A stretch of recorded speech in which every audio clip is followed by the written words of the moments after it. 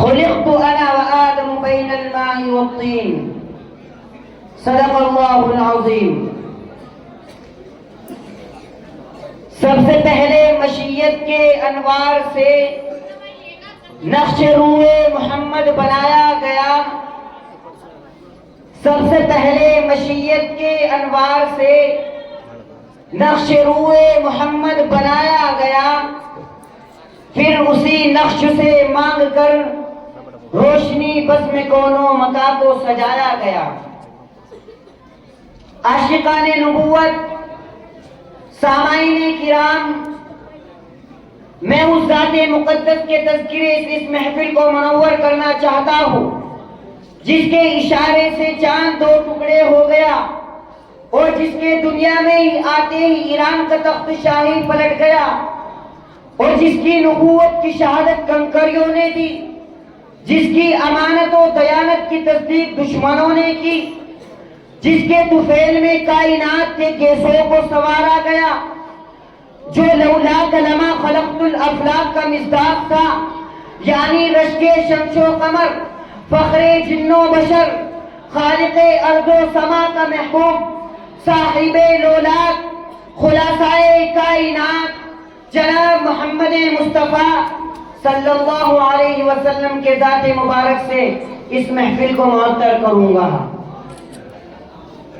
حضرات، سید آمنہ کا تارا، عبداللہ کا جگر پارا، امام الانبیاء، سرتاج اولیاء، فخر رسول، مولائے کل، احمد مصطفیٰ، محمد مصطفیٰ صلی اللہ علیہ وسلم اگر نہ ہوتے تو یہ شمس و قمر نہ ہوتے، اگر ختم رسول نہ ہوتا تو یہ بحر و بر نہ ہوتے، اگر امام الانبیاء نہ ہوتا تو یہ ارض و سما نہ ہوتے، اگر ہادی انبیاء کرام کا سلسلہ نہ ہوتا.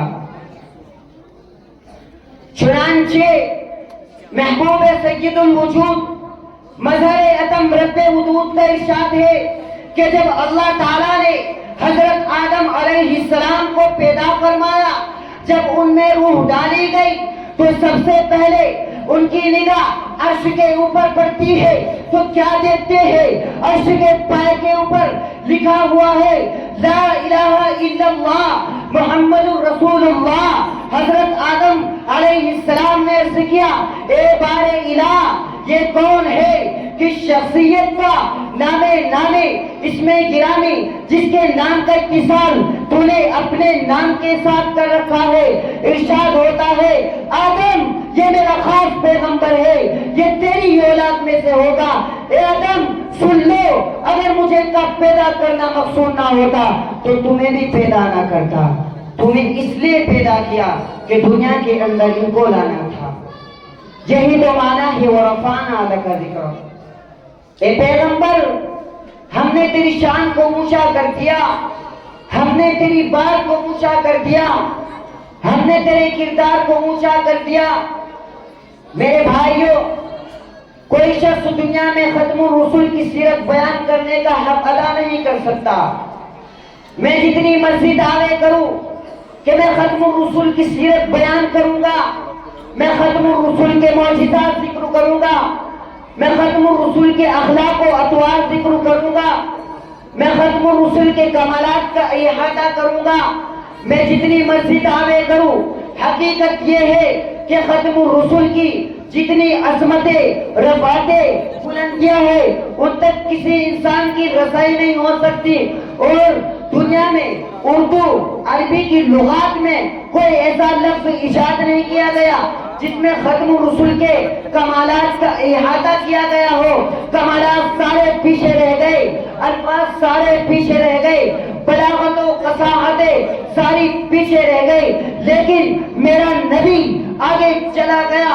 اسی کو تو دیکھ کر مولانا مناظر احسن گیلانی نے کہا ہے، یوں آنے کو تو سب آئے، یوں آنے کو تو سب آئے، لیکن جو بھی آیا وہ صرف جانے کے لیے آیا، لیکن مکہ میں ایک ایسا محمد عربی آیا جو صرف آنے کے لیے ہی آیا۔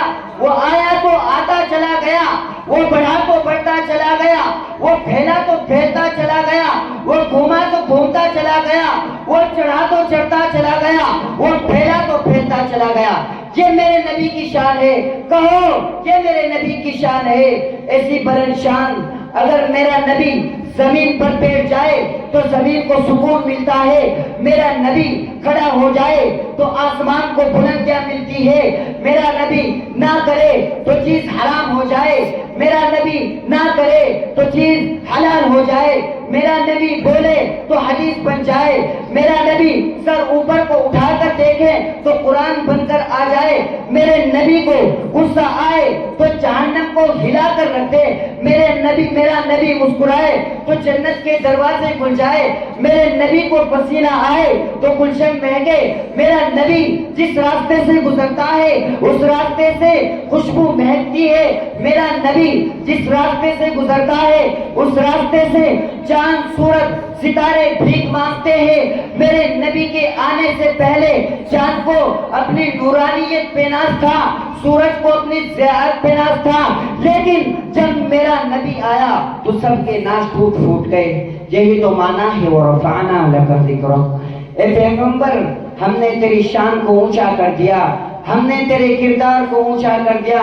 میرے بھائیوں، ایسی بلند شان اللہ نے عطا فرمائی جس کا آپ اندازہ بھی نہیں لگا سکتے۔ معراج کی رات ملائکہ، باقی تمام انبیاء کرام مقتدی، لیکن میرے محبوب کو آگے کر کے امام بنا دیا۔ ایسی بلند شان فرمائی، اللہ فرماتے ہیں جہاں محبوب تیری رسالت کا ذکر ہوگا وہاں محبوب میری بھی رسالت کا ذکر ہوگا۔ ایسی بلند شان فرمائی کہ موسیٰ علیہ السلام جیسے نبی اس بات کو طلب کرے کہ کاش میں آخری رسول کی امت سے ہوتا۔ ایسی بلند شان فرمائی کہ پہلے نبی محلے کا، پہلے نبی بستی کا، پہلے نبی شہر کا، لیکن فرمایا میرا آخری نبی آنے والا پوری امت کا نبی ہوگا۔ ایسی بلند شان فرمائی، ایسی بلند شان فرمائی کہ ابو جہل ایک دن آپ کے پاس آتا ہے، آ کر کہتا ہے اے نبی تو اس چاند کے 2 ٹکڑے کر دے، تب تو نبی ہے۔ محبوب پریشان ہو گئے، اللہ نے فرمایا محبوب گھبرانے کی کوئی ضرورت نہیں ہے، ہاتھ کی انگلی سے چاند کی طرف اشارہ کرنا تیرا کام ہے، ابو جہل کو لاجواب کر دینے میں میرا کام ہے۔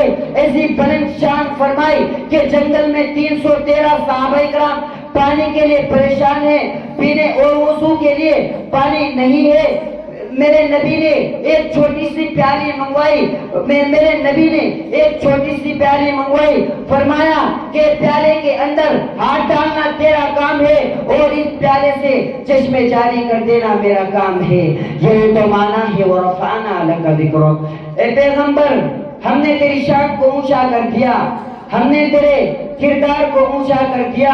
میں شعر پر اپنی بات کو ختم کرتا ہوں۔ سمندروں میں روانی تلاش کرتا ہے، سمندروں میں روانی تلاش کرتا ہے، تپتی ہوئی ریت پر پانی تلاش کرتا ہے، اپنا ذہنی توازن کھو بیٹھا ہے شاید میرے نبی کا جو ثانی تلاش کرتا ہے۔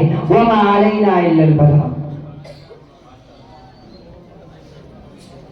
ماشاءاللہ، یہ تھے عزیزم محمد عالم صلی اللہ علیہ وسلم، جو کتنے خوبصورت انداز میں آپ کے سامنے اپنی تقریر پیش کر رہے تھے۔ میرے بھائیوں، جیسا میں نے اس سے پہلے عرض کیا، یہ بچے یہ مستقبل ہیں ہمارا۔